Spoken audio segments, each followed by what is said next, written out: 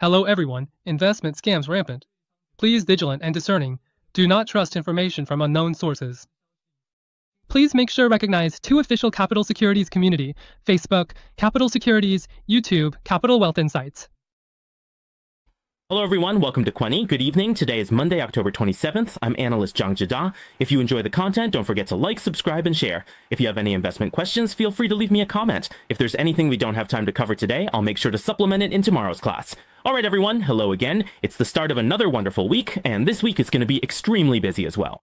I just checked as we went live, and some of you have already asked about the major international events happening this week. As usual, in today's live stream, I'll be discussing with you the key data and events to watch out for this week, especially things like the US-China trade war, central bank interest rate decisions from various countries, and the super earnings week. All of these will be announced this week. So this week is one that's both highly anticipated, exciting, and busy. Good evening, everyone. I was just looking at your names in the chat, and I suddenly didn't recognize some of you. It's strange. The names showing up on YouTube now look different from what I remember. But anyway, I'll still do my usual roll call. Good evening to Madaizi, good evening to Hujun, and also to Happy Go. Well, now I'm a bit embarrassed. It says Happy Go 928. And then there's Jinkwan Xiaoma Lu and K-Lai KD, should be Keiko Cooley, right? Who else? There's also Anna Ya, and who is this? She, right? And then there's Image, I think. 8335 Liao Yochi, good evening to you too. Hello everyone, welcome, no matter if we mispronounce your name. Also Alice Fu, hello. I've noticed that everyone's usernames in the chat room seem a bit different lately. Maybe YouTube updated their interface or something. Anyway, let's take a look at today's investment highlights. This week, a major preview. The China-US negotiations are heading toward a new turning point. This week, there are a lot of major data releases, including interest rate decisions from Europe, the United States, Japan, and Canada. As for economic data, that's also very important. For example, the Federal Reserve pays close attention to an inflation indicator called the PCE. That indicator is also expected to be released this week. In addition to economic data, the US-China trade war is heating up again. At the APEC Economic Leaders meeting on August 31st, there may be a meeting between Trump and Xi. Before that, some high-level officials from both China and the US have already met in advance. At the moment, it looks like the US-China negotiations.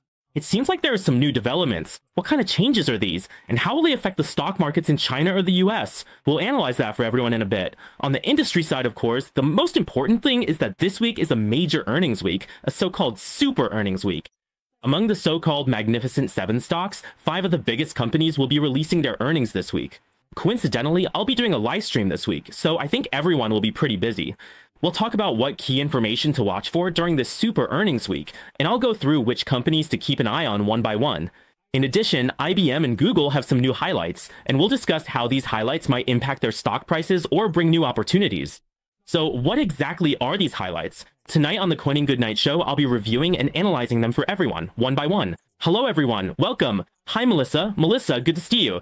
And 9375, good evening, it's been a while, nice to see everyone again. I really want to take a vacation, haha. As we get closer to the end of the year, don't you notice that each month seems to go by slower and slower? You just want the year to end quickly so you can finally take a good break. If you think about it, how should I put this? Lately, the weather hasn't been great, but whenever the weather is nice, I just love to go out and about. When the weather's bad, I usually just stay home and do my homework, you know? Maybe watch some videos, check out YouTube and stuff. And every time the end of the year rolls around, you realize there's a lot of unused annual leave or special vacation days that we haven't taken yet. So a lot of coworkers end up taking their time off all at once at the end of the year. You'll notice when you're at work, you might see the coworker on your left has gone abroad, maybe to Japan for 5 days, and the one on your far right has gone on a round the island trip for 5 or 6 days.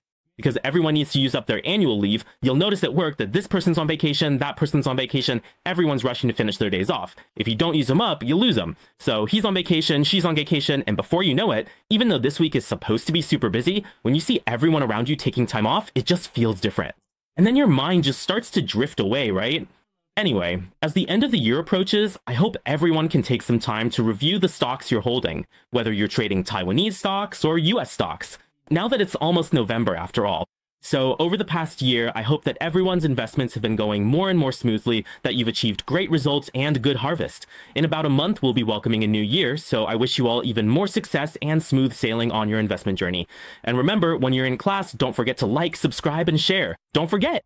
Alright, let's turn our attention back to tonight. Tonight, at around 8:30, the US is supposed to release the September durable goods orders monthly rate. However, due to the possibility of a US government shutdown, maybe this data won't be released tonight. But regardless, if it does come out at 8:30, we'll go over it together.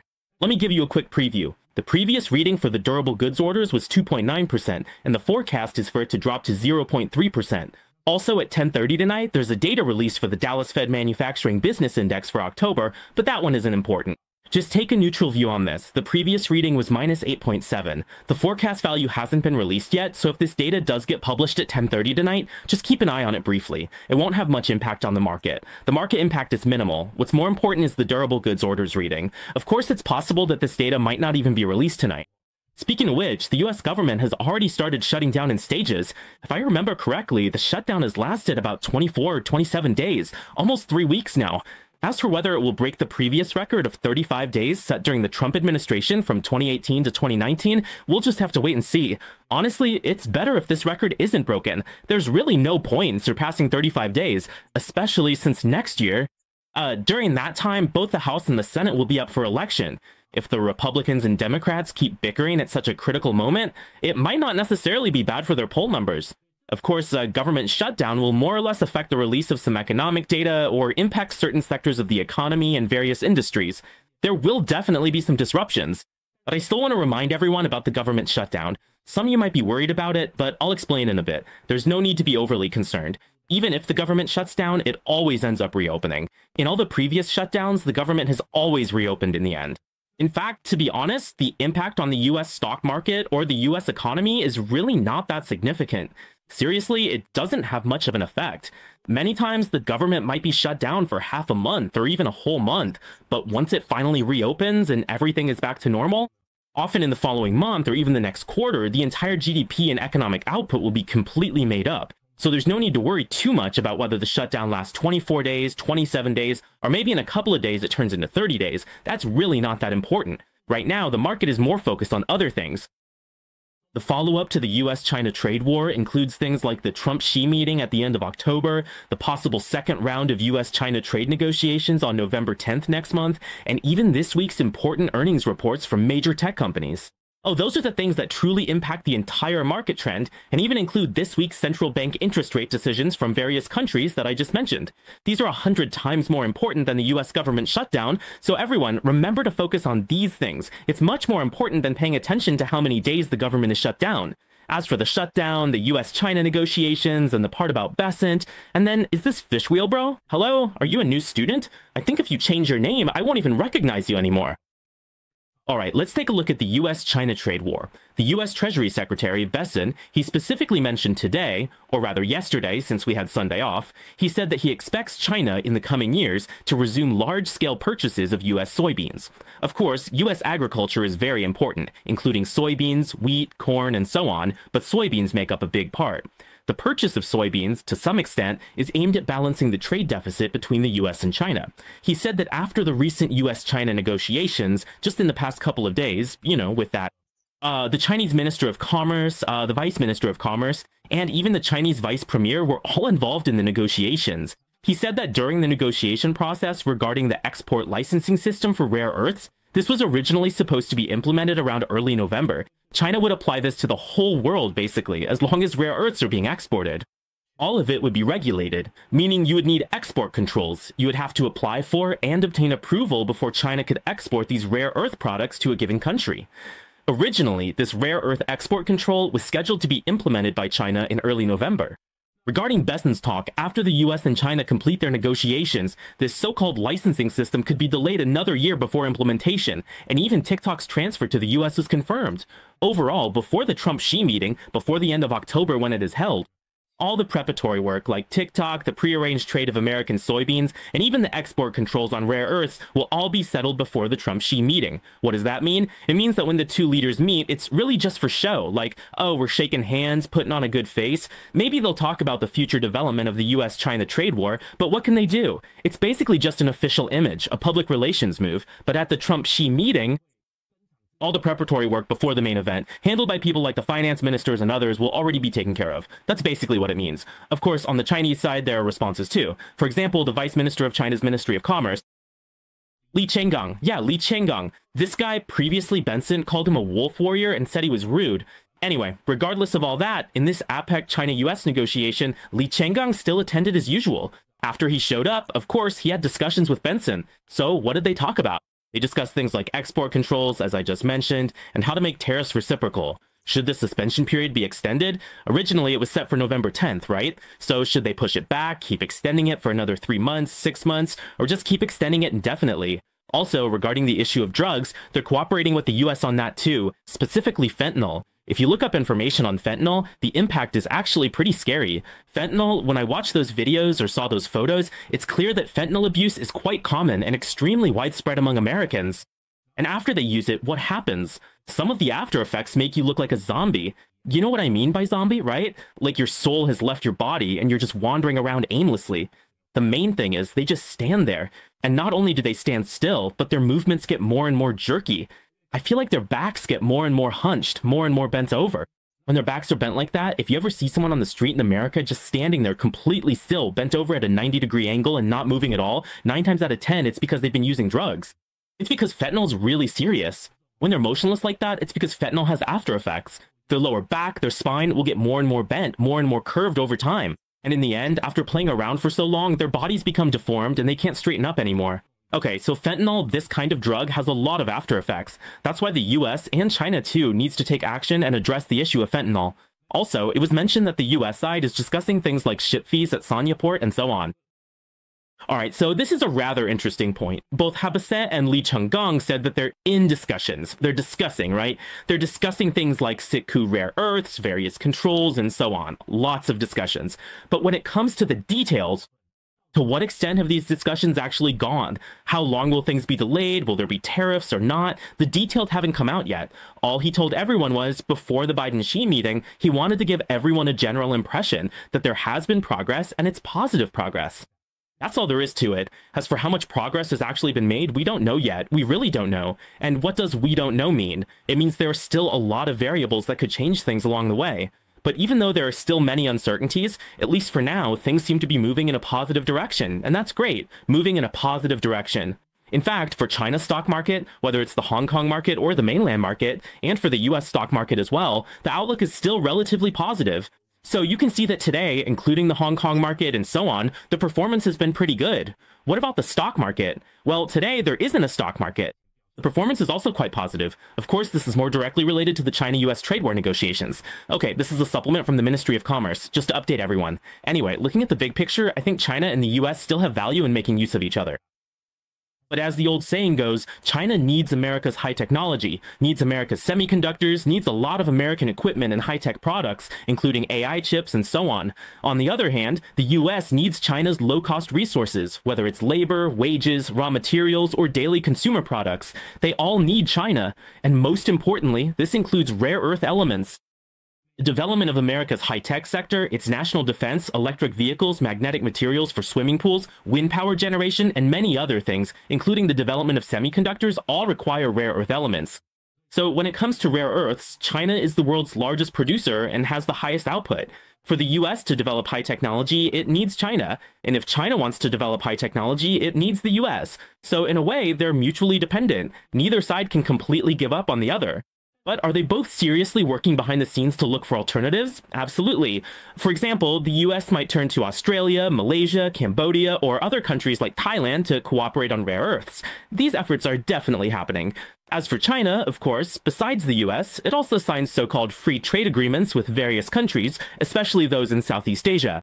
And countries in Africa are also extremely proactive. In other words, at this stage, China and the US are still in talks and can't really separate just yet, but behind the scenes, they're both working hard to develop their own spheres. Maybe one day they won't need to sign agreements with each other anymore. At that time, the trade war might reach a whole new level, but that's not the case yet, not right now. At present, China needs the US, and honestly, the US also needs China. That's just the reality of the situation right now. Alright, let's take a look at what questions we can answer here. Is China's stock market about to take off? Actually, China's stock market isn't just going to take off simply because there's some positive news about the trade war. If you look at the past 3 to 6 months, China's stock market has already been moving for a while now. The main players have all been moving. Everything's been moving. So it's not like this just started recently. It's actually been going on for quite a while. So when you ask if the stock market is about to take off, the truth is it's already been rising for about 3 to 6 months now. It's already been 3 to 6 months, okay? All right, go normal. Who is this? Togo knows something. Actually, once I change my name, I can't even see what everyone else's names are anymore. Oh well, it doesn't really matter. I just want to say hi to everyone. Like, for example, Kongmail5709, who is that? I have no idea either. So it's weird. Why is it that in this YouTube chat room, everyone's names suddenly look different? It's so strange, huh? Anyway, let's not worry about that. Let's take a look at Trump. He also visited Japan. He's been working hard on the Northeast Asia front, visiting Japan. Of course, there's a lot going on with Trump's visit to Japan from October 27th to 29th, including things like technology memorandums covering AI integration and nuclear fusion technology. And then there's also cooperation in areas like pharmaceuticals and quantum technology. A lot of sectors are set to collaborate. Their new prime minister is Sanae Takaichi. As you may know, Sanae Takaichi is generally more inclined toward loose fiscal or monetary policies and increasing defense spending. On October 25th, which is also Taiwan's retrocession day, she had a phone call with Trump. She emphasized that the Japan-US alliance is the most important thing for her government. So actually, from this situation, you can see that as long as you have good talks with the US, and if President Trump really visits the country and meets with their head of state, usually their stock prices hit new highs. For example, from the 27th to the 29th, I'm about to go tomorrow, from the 27th to the 29th, Trump is visiting Japan, and tomorrow he's going to meet with Sanae Takaichi. So you can see that the Japanese stock market has reached over 50,000 points, hitting a new high. Everyone, 50,000 points. That's pretty incredible. Next, he's going to visit South Korea to attend an APEC meeting, right? Visiting South Korea, there are some trade discussions going on. Since his visit, South Korea's stock prices have also been continuously hitting new highs. It's just a pity that Trump hasn't come to Taiwan. I think if Trump were to visit Taiwan, maybe meet with Lai Ching-te, maybe our stock market would keep reaching new highs too. Anyway, whether it's the US-China trade war or the US negotiating trade with countries around the world, right now the negotiations are still moving in a very positive direction. As for Canada, you could say Canada is a bit more tough. But Canada? Canada? Its Prime Minister Carney also said that in the future, they will negotiate with Trump in their region. Why? Because just a couple of days ago, Trump said that Canada had some advertisements. I'm not sure if everyone noticed this news. He said that Canada had ads that faked some of President Reagan's speeches and video content. Reagan was against tariffs, so there were attempts to influence or interfere with some court rulings, basically that kind of stuff, blah blah. So Trump was very unhappy about it. He said, then I'm going to impose an extra 10% tariff on Canada, and I won't negotiate with Canada. After Trump said that, Canada's Prime Minister Trudeau responded by saying that they would actively negotiate with the United States. So you can imagine, just remember one thing. If the two most difficult countries in the world, China and the United States, can negotiate well, then all the other countries will end up giving in. As long as these two countries can negotiate well, the other countries aren't really a problem. In Trump's eyes, the toughest one to deal with is China. China's the hardest. If China's willing to cooperate and negotiate with the United States, and both sides are willing to make some concessions, whether it's about rare earths, chips, or equipment, if China, the big brother, is willing to back down, then honestly, even India wouldn't dare not to follow suit.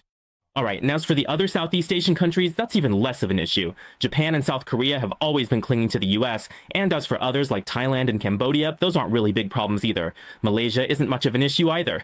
Europe has already leaned toward the US. The UK was the first to do so, and Australia, the EU, they've all sided with the US now.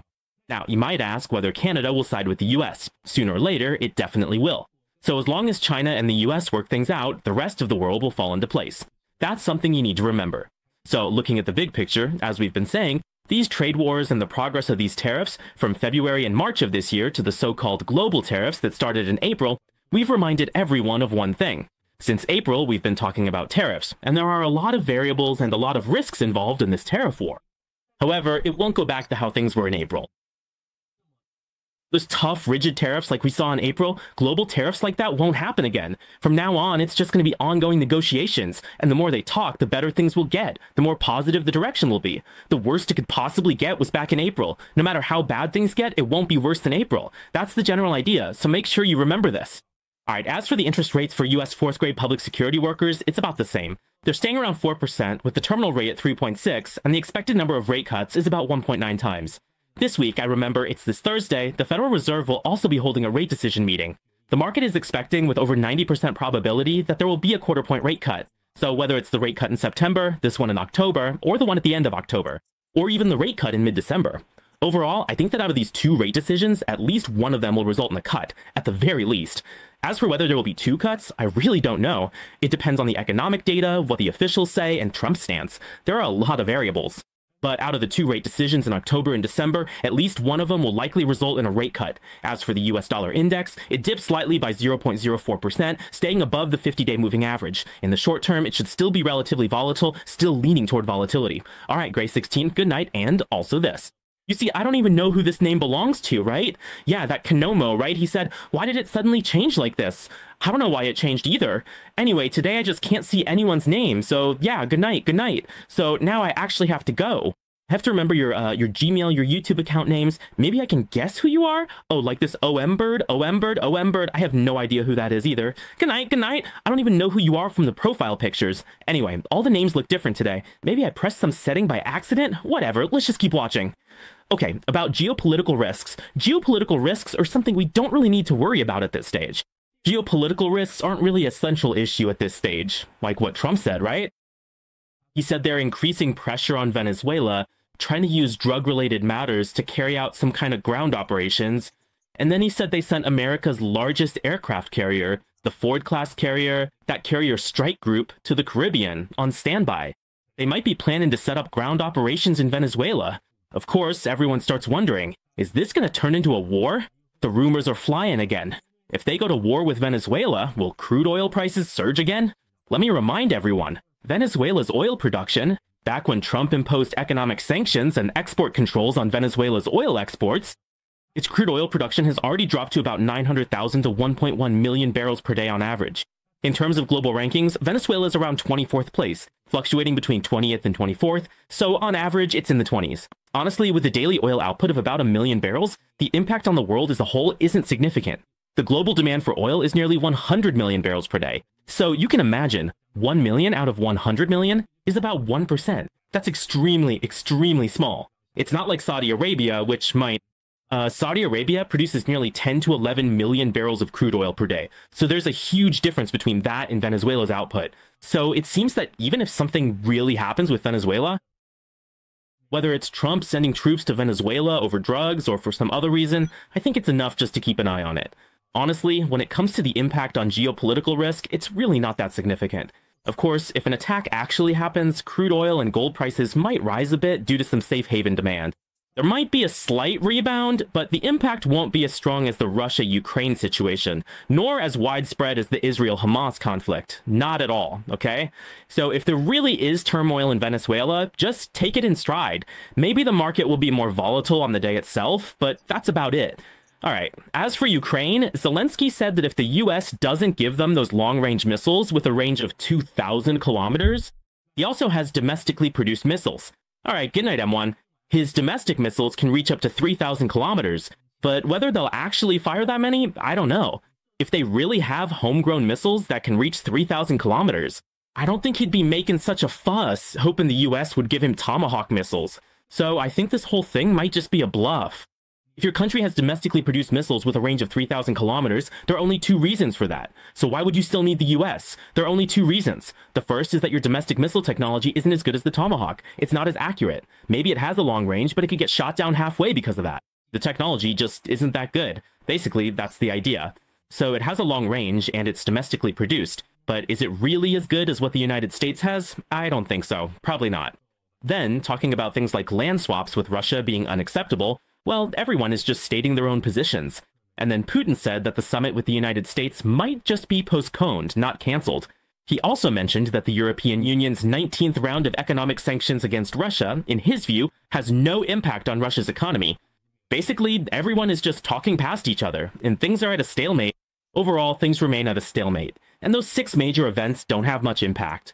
The situation between Israel and Hamas cooled down a while ago, so even though crude oil prices have risen a bit in the short term, mainly due to concerns about geopolitical risks like more missiles, stability, or an aircraft carrier being sent, there is some worry. So what about crude oil prices? The week before last, there were 2 consecutive days of price increases, but in reality, it's still staying below the 50-day and 200-day moving averages. Today, it even dipped slightly by 0.28%. Overall, the trend is still more bearish. As for economic data, let me give everyone a quick preview. Later at 8:30, we might get the monthly durable goods orders data. If so, I'll update everyone then. Today, from the 27th to 29th, is Trump's visit to Japan. Tomorrow, he's set to meet Sane Takaichi, so watch if their meeting covers trade war, economic or defense cooperation, or tech collaboration. Any of those could be discussed. Overall, the outlook is relatively positive. Of course, this should also have a generally positive impact on the Japanese stock market. In addition, tomorrow's economic data will be more focused on real estate, like the FHFA House Price Index and the CS20 City House Price Annual Rate and so on. What's more important is what's coming up next. On Wednesday, there's a rate decision from Canada, and Trump will also be heading to South Korea to attend the APEC summit. Then on Thursday's actually the most important day this week. At 2 a.m. on Thursday, there will be the Fed's interest rate decision, and at 2:30 a.m. that same day, Powell will also be giving a speech. Then at 11 a.m. on Thursday morning, there will probably be the Bank of Japan's interest rate decision as well as this. Also, the governor of the Bank of Japan, Ueda, will be giving a speech. In addition, at 8 p.m. on Thursday night, the third quarter GDP figures for Europe and the US, as well as the third quarter core PCE, will be released. Furthermore, the European Central Bank will also hold its interest rate decision meeting at around 9 p.m. on Thursday night. So Thursday's very important. Japan, the Eurozone, and the US will all be holding interest rate decision meetings. As for what to expect, current predictions suggest that the central banks of Japan, Canada, and the Eurozone will likely keep their interest rates unchanged. Right now, it looks like rates will stay the same, but as for the Federal Reserve, on October 30th, there's a possibility they might cut rates by 25 basis points. At the moment, there seems to be room for a rate cut of 25 basis points. And if there's no rate cut this month, then it will probably happen in December. Then on Friday, what's happening on Friday? China will release its official manufacturing and non-manufacturing PMI for October. Another important event, in my opinion, is that the US PCE monthly and yearly rates, including the core value, will also be announced on Friday. Why is this data important? Because when the Federal Reserve holds its interest rate decision meetings or makes moves related to monetary policy, they always look at these economic indicators, especially the PCE. The core PCE, especially the year-over-year part, is especially important. So even though the interest rate decision will already be made on Thursday, this Friday's PCE and core PCE data are still extremely important, because it will still influence the positions of these officials, including next month or even the monetary policy adjustments related to December. So this is all closely connected. So just pay attention to the Fed's interest rate decision on Thursday and check the PCE on Friday. That's enough. Also, just a quick reminder for everyone. Good night, Toolman. Khan, you're Toolman, right? Okay, I'll try to remember that. And good night to you too. Starting this Sunday? Yeah, starting Sunday, November 2nd, everyone should start paying more attention. Starting Sunday, it's daylight saving time in the US. As you all know, there's daylight saving time and standard time. During daylight saving time, there's 1 hour less, and during standard time, there's 1 hour more. So after November 2nd, starting next Monday, the US stock market will open 1 hour later. For example, right now the market opens at 9:30, right? Okay, 9:30. But starting next Monday, the US stock market will open at 10:30. So naturally, our evening show on Kuan will also be pushed from 8 p.m. to 9 p.m. That's when it starts. So Mr. Zhang's off work time will also be pushed from 10 p.m. to from 9 p.m. to 10 p.m. before he can get off work. Basically, everything's delayed by an hour, and the weather is especially cold, all because of this 1 hour delay. It's really bleak. But no matter what, everyone must remember that starting next Monday, wintertime begins. So after our Quinn Yang show, everything will be delayed by an hour. Alright, this week's financial reports are extremely important. Very important. On YouTube, the chat room changes your nickname to your account name. No wonder it looks so different. You just can't tell who's who. Do your names look different in the chat room too? Alright, because I'm looking at everyone's chat room names from the back end, and they've all turned into account names. It's all account names now, like something OMBird or something else, but for some people, their names are still their actual names, still their Chinese names. But I don't know why, just now when I looked, everything had changed to account names. So I'm not sure if when you look at your own name or others' names in the chat room, do you see a string of Gmail accounts, or is it still a Chinese name? You can leave your comments about this. I don't know why it looks different today. As for the earnings reports, tomorrow UNH, NXP, and UPS will be releasing their earnings. Then on the 29th, Boeing will report, and October 30th and 31st are extremely important. Among the 7 giants of the US stock market, 5 of them will be announcing their results. Google, Meta, Microsoft, Amazon, and Apple, all of them will be releasing their earnings on October 30th and 31st, which is extremely, extremely important. So among the 7 giants, Tesla has already taken the lead by announcing its earnings on the 23rd, last week. This week, it's the remaining 5 giants. And finally, Nvidia usually announces last, so we'll have to wait until after November to look at Nvidia. But before the end of October, 6 of the big 7 will have all released their earnings, which will have a huge impact on the market. All right, and also, let me give everyone a little heads up. Someone asked if these are English names, right? Yes, that's right. Oh, look, your name is in English, like May0128. See, when I look at you guys now, your names are also in English. Could it be that YouTube wants to protect everyone's personal privacy, or is there some other reason? I don't really know, but look, for example, who is this? Yulun Ge, right? His name's in Chinese. And then look at this one, Naya. Ah, that's also in Chinese. Amy Lin is also in Chinese, you see, so there are a few that are in Chinese. For example, Kay Lee used to be called Kay Coco Lee, but maybe now it's just Kay Lee. And then there was this one, like Gavlin, some people call it Kgo Normal, but the name is also pretty unique. Still, I can't really recognize it. That Starbucks salted crispy chicken is even harder to remember. Yeah, like, what is it? Something Starbucks. Haha, the Starbucks thing just came out, right? Ray, good evening. Good evening, Ray. Okay, let's keep looking at this. So the S&P 500 component stocks, right now for this earnings season, starting from mid-July, from what date are we talking about? From mid-September to October, the earnings reports have been coming out one after another all the way up to now, which is almost the end of October. For the S&P component stocks, about a quarter of the companies have already released their earnings reports, and 85% of those companies have exceeded expectations. Really, really good results. This is actually the best record in nearly 4 years. This week, as I mentioned, 5 major companies report earnings. These 5 alone make up 25% of the S&P's weighting, nearly a quarter, so their impact on the market is significant. That's why it's crucial to watch this week. On our show and in our group, we'll analyze these for everyone one by one. For each company, especially the leading ones, we need to look at their AI capital expenditures. Are they actually delivering results? Are their revenues and profits meeting expectations? What are their outlooks for the fourth quarter or for the full year? And then, what are their views on AI development, cloud computing, and so on? Even when it comes to the development of robotics and so many other areas, how are these companies making inferences and what are their perspectives? All of this will be shared with everyone as a supplement. Because right now, whether you look at stock prices or indices, the US stock market is at historically high levels, both in terms of price and valuation. So when it comes to earnings reports, I want to remind everyone to pay attention. Because valuations are already so high when it comes to earnings reports, if the third quarter earnings are very strong, that's just reasonable. That's the baseline. Since stock prices are already at high valuations, the third quarter earnings must outperform the pandemic period. If they can outperform the pandemic period, then the stock price will keep rising. And if the outlook for the fourth quarter or the full year becomes even more positive, then the stock price will just keep surging upward.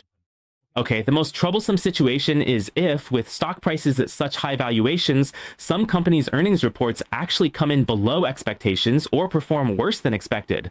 Whether it's their main division or a secondary division that underperforms, in these cases, the stock price usually just drops sharply right away. For example, take IBM last week. IBM's earnings report was all good. Everything met or beat expectations. Their third quarter and fourth quarter outlooks were both strong, and their full year guidance was also very positive. But just one of their divisions, something like the Red Hat Hybrid Cloud division, had revenue that was just slightly below expectations. Last week, the stock price dropped sharply at the open, but as soon as it fell, buyers stepped in at lower levels. After 2 sessions, the stock rebounded with strong bullish candlesticks. This kind of volatility can be intense, so everyone needs to be careful. And since we're talking about IBM, let's mention IBM again. He said that now it can already run inside AMD, that is Supermicro's chips. As for quantum computing and some kind of error correction algorithm, honestly, I don't even know what an error correction algorithm is. Maybe that's something more familiar to people in engineering. He said that with this, the commercialization of quantum supercomputers will take another step forward and become increasingly accessible. With such fast computing and easier adoption, of course, the future commercial benefits will be much greater. He also mentioned that the actual performance in current tests is 10 times faster than the theoretical value, which is pretty impressive. So, regarding IBM's stock price, let me tell you, last week, IBM's stock price was affected by the mixed results from Red Hat, their hybrid cloud business, whose third quarter revenue fell short of expectations. That's why last Friday you saw that big red candlestick. Do you know where it came from? That big red candlestick, at first the price drops sharply right at the open. I think it was last Thursday. It fell all the way down to the quarterly moving average and then quickly recovered. This was all because of that negative news, just because of the bad news. But honestly, their third quarter and full year financial reports were actually very, very good and in line with expectations. So why did we see that long bearish candlestick again last Friday? It's because they announced that their AMD chips have made progress. Their quantum computer's computing speed is 10 times faster than the original theoretical value. So why does this good news seem to be getting a more positive reaction from the market? Why? Because it mentions something very important. Not only has the speed of quantum computer development improved by 10 times, but it also said something else. For these computing tasks or detection processes, they're using AMD chips. What about AMD chips? They're relatively inexpensive. They're not using NVIDIA chips. So in their earnings call, they specifically pointed out that for their chip operations, they didn't go for those extremely expensive, over-the-top chips for testing. Instead, they used AMD. So to some extent, you can see that AMD's chips are more affordable, yet they still enable IBM to run quantum computing operations. So last Friday, because of this, since the chips they use are lower in cost and there's been significant progress, so with this advancement, IBM stock went up. And who else went up? AMD also went up. AMD even hit a new high, all because of this positive news. That's what pushed it up. So for IBM, last week it went up by 2.8%.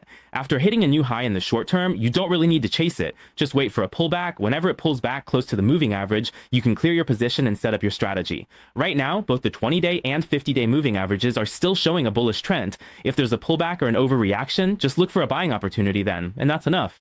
Another company that's getting a lot of attention is also related to quantum computers. Lately, since there isn't much else to speculate on, people have started hyping up quantum computers, and Google is getting caught up in that hype too. He said that in 2026, or actually next year, they're going to work with, who was it, Anthropic? Anthropic is a very important AI platform company. Right now, there are 3 or 4 major AI platform companies in the world. One is OpenAI, and then who else? Anthropic's model is Claude, and their Claude 4.0 and 4.5 models keep getting better and better. Another one is Google with Gemini and Google Gemini, something like that. And then there's Tesla, Elon Musk's xAI, which has Grok. Grok is okay, but really the top 3 or 4 are these companies I just mentioned, especially the ones I just talked about. ChatGPT and Gemini, these 3 are currently the most popular in the market. Of course, Grok is a bit special. Grok is kind of a dark horse, and it's moving pretty fast. So what is Google saying? Google says that next year, it might supply up to 1 million dedicated AI chips, similar to what Anthropic is doing.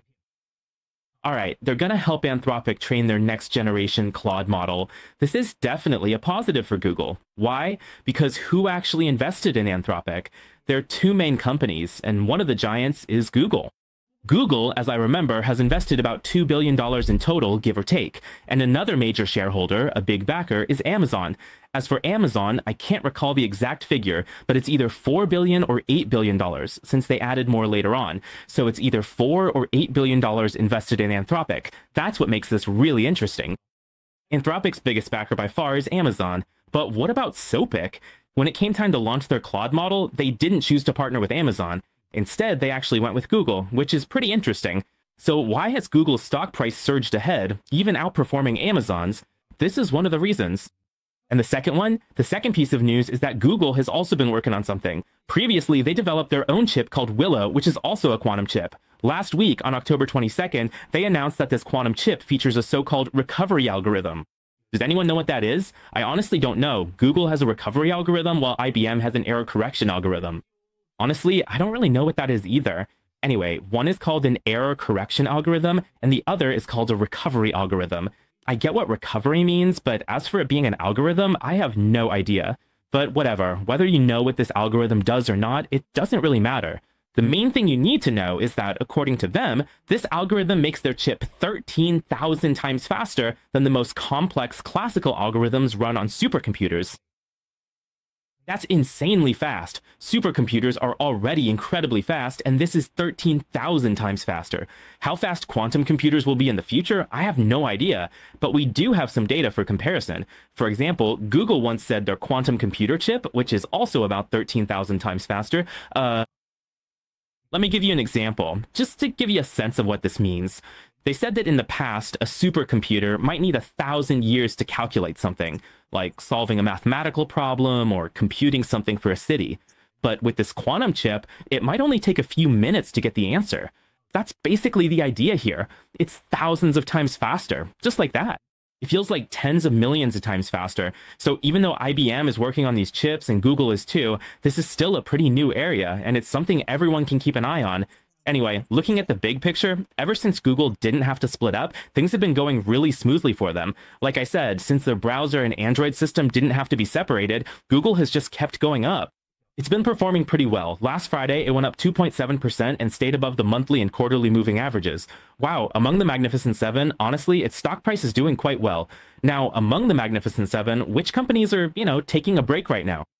Meta is consolidating and taking a breather, and Amazon is also just holding up there, staying at high levels and moving sideways. So Amazon is fluctuating, Meta is consolidating, and Microsoft is kind of just muddling along, not really going anywhere, just chugging along. After a bit of a rally, Microsoft is now in a consolidation phase. As for Apple, there are some stories about the iPhone 17 and some expectations for strong shipments, so Apple is still performing pretty well, still holding up. Tesla, after its rally, is also consolidating lately, but at least it has not fallen below Musk's level. Their own support level, the cost of supporting the stock with $1 billion is between $372 and $396. This is a key point. Has it broken below that? As for Nvidia, after a big rally, it's now consolidating and correcting. Maybe when the November earnings report comes out, there could be another opportunity for a new wave. Right now, the Magnificent Seven are still here, still hitting new highs in the short term, and that's basically thanks to Google. So as for Google, among the big tech stocks, it's actually one of the strongest in the short term. All right, let's just quickly go over the last piece of news for today. There's a bit of news about Tesla. It says that the Model Y became the best-selling car in Europe in September. So the annual car inspection rate is 8.6% with 25,000 vehicles. Anyway, it just means that in the past 9 months, it hadn't taken the #1 spot at all. Back in June, it was ranked second. Actually, it got second place. Then in July, look at this. In July, it dropped to 60th place. And in August, it fell to 17th. Why? It's because Musk wasn't focused on his main business. He wanted to get involved in politics instead. And then it turned into this kind of populism. Maybe he's leaning left, maybe he's leaning right, just swinging back and forth. So there are some people who are really sensitive to Musk, maybe some who support Trump's rhetoric or feel like he's suppressing our country's leader or some of our national ideas. And then people just don't want to buy Tesla cars anymore. So the more he gets involved in politics, the more a lot of European countries just don't want to pay for it. They just don't want to buy Tesla cars. So earlier this year, basically in the first half of the year before September, sales in the European market were really, really bad. It was just constant decline, constant decline. It wasn't until Musk really came back to focus on his main business. When he started focusing seriously on his main business and stopped talking about politics, you noticed, hey, in September, the Model Y actually reclaimed the top spot as the best-selling car in Europe. That's how it is. So returning to your core business is really important. Now, as for the stock price, I didn't update you on that today. I'll talk about it another time when I have a chance. Anyway, when it comes to the stock price, just remember that thing about Musk. That major shareholder cost argument between 372 and 396 is public information. He bought in at that range, which is the basis for the argument. As long as the price stays above that, there's nothing to worry about since he's the main shareholder, Musk. Keep that in mind. For now, the stock price is steady, but that's the main point. The stock price is one thing and technical analysis is another, but the most important factor driving the stock price up is the fundamentals, whether the company can actually increase its profits, whether it's in its main business or side ventures, whether it's the electric vehicle story I just mentioned, robots, FSD, full self-driving, or autonomous taxis, or even things like the brain-machine revolution with Neuralink and sometimes SpaceX and so on. These are all part of it. As long as they seriously focus on running the business, I think the stock price won't perform too badly. Now, looking at the US and European stock markets before the opening, most companies are up in pre-market trading. Whether it's the futures indices, the Dow Jones, NASDAQ, and so on, they're all generally trending upward. All right, so the first internet company is called Arch Daniel. Its pre-market price went up by 4.61%. Then there's Dr. Pepper, which also did well, rising by 4.16%. Supermicro Computer, SMCI, Micron, and Robinhood all saw pre-market gains of over 3%. In addition, Bitcoin's Coinbase rose 2.9% in pre-market trading. Also, Nvidia was up 2.61% before the market opened, which should be another record high. All right, it reached $191. Also, AMD continued to climb in pre-market trading, reaching $259, up 2.4%. On the downside, there's Resbit and this company called TIE. I haven't really looked into it, but its pre-market price dropped by 5%. In addition, Newmont also dropped by 4%. As for Pepsi and Coca-Cola, their pre-market declines weren't significant either, only about 0.5% or so. So overall, I think the companies driving the US stock market higher today are still the major tech giants, which will continue to lead the US indices upward. As for the Dow Jones Index, it rose by 1% last Friday and stayed above the quarterly moving average. Just remember, as long as it holds above the quarterly moving average, there's really not much to worry about. What about the Philadelphia Semiconductor Index? It continued to hit new highs, rising 1.89% last Friday. As long as the Philadelphia Semiconductor Index keeps rising, Taiwan's stock market will follow, since it's closely linked to the Philly Semiconductor Index. Last week, the Philly Semiconductor Index rose 1.9% and stayed above the monthly and quarterly moving averages, so the overall bullish trend continues. As for the Regional Investment Index, it's currently tangled around the monthly moving average. Why is that? Just as we mentioned earlier, this week, on October 30th and 31st, 5 of the 7 major tech giants will be releasing their earnings reports. So the index of the 7 giants, will it be able to stay completely above the monthly and quarterly moving averages, or even set new highs? This week's earnings reports will play a crucial and influential role, so everyone needs to pay special attention. Of course, regional investment is also a very important factor. Emerging market indicators also play a significant role in whether the US stock market can continue to rise. All right, today's talk went really well. We only spent 40 minutes, so we can finish class early. That's great, right? No matter what investment questions you have, whether you leave them in this live chat or on the message board, I'll see them. If I don't have time to answer your questions today, I'll definitely follow up with everyone in class tomorrow. Today was a bit more relaxed. Why? Because starting from Wednesday, Thursday, and Friday, there will be a flood of earnings reports and economic data, so everyone really needs to pay close attention. All right, that's all for tonight's group session, bringing you the latest updates before the US stock market opens. When class ends, remember to like, subscribe, and share for us. I wish you all successful trades, and I'll see you tomorrow. Our company has no improper financial interests in the individual securities recommended or analyzed. The information in this program is for reference only.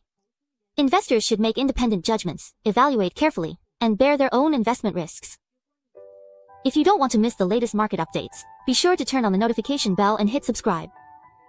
In addition, we have plenty of great video content on both Facebook and YouTube. Don't miss out. In our group, we share in-depth explanations of global financial events with you every day.